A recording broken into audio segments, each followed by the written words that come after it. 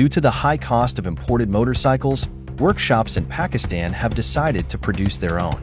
Despite the absence of advanced assembly lines, Pakistani craftsmen's unique skills and rich experience enable them to transform ordinary metal sheets into sleek motorcycle fuel tanks expertly. These cold-rolled steel coils serve as the raw materials for this batch of fuel tanks. First, the craftsmen cut the cold-rolled metal sheets into uniform sizes and shape them using stamping and bending techniques. These pre-shaped sheets are then stacked and pressed to form the basic contours for fuel tanks. After the initial stamping, the sheets are moved to the next workstation for a second stamping round. This process further shapes the steel into the complete form of a motorcycle fuel tank. The artisans skillfully position the stamped sheets into molds with precise alignment.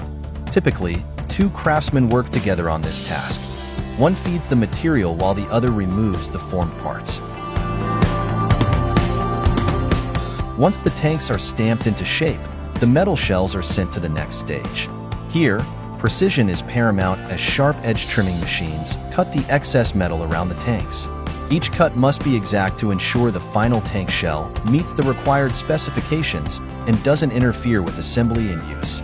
Specific holes are stamped into designated spots to secure the fuel tanks to the motorcycle frame. Next comes the fuel tank's filler neck stamping, which usually involves two steps.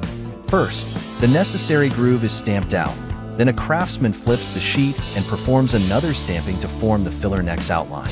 After stamping, an 18-year-old inspector checks for any dents or deformations and corrects them with a hammer to prevent defective parts from moving to the next stage. At this workstation, the craftsman uses resistance welding equipment to fix the base of the fuel tank cap back in place. This process is relatively straightforward. Meanwhile, at another station, the lower half of the tank is being formed similarly by placing metal sheets into stamping machine molds. The tank has only one bolt hole at the back, so the artisans must secure two reverse clips inside the front groove. This way, after welding, the tank can clip onto the motorcycle frame, completing the lower half. Next, the upper and lower halves are joined. First, resistance welding is used to tack weld them together, ensuring the final weld is more robust and reliable. After tack welding, the tank is brought to the rolling welding station, where the two halves are tightly welded together. This critical process ensures the tank won't leak. The artisans must be highly focused during this operation. Once welding is complete, the tank is taken to the trimming machine to remove any excess material along the weld seams, ensuring each tank has a high-quality appearance.